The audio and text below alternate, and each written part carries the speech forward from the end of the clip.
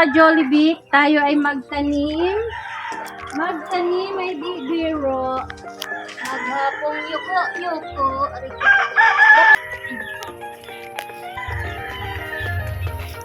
Mga ka-Jollibee, bago itanim, ilipat sa hukay, tanggalan muna ng plastic. Kasi hindi lulusot yung kanya mga ugat. Pag nariyan pa yung plastic. Ito ay siling green mga ka-Jollibee. Patanim tayo para hindi na natin kailangang bumili pagka nandito tayo sa kubo. Mas maganda yung sariling tanim. Nabubuhayan naman ako ah.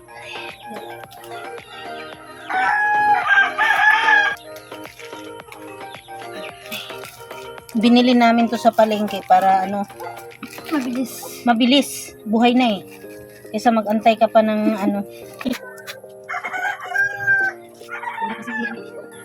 Mamunga kayo ng marami para makapagbahagi tayo sa ating kapwa.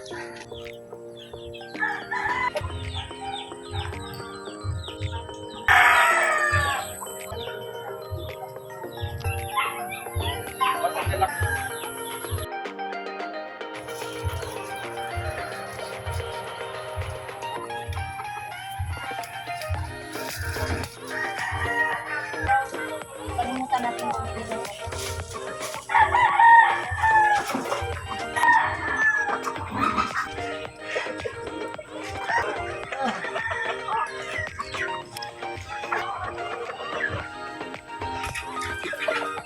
Dito, tatapon natin to? Hindi, ay harang natin yan.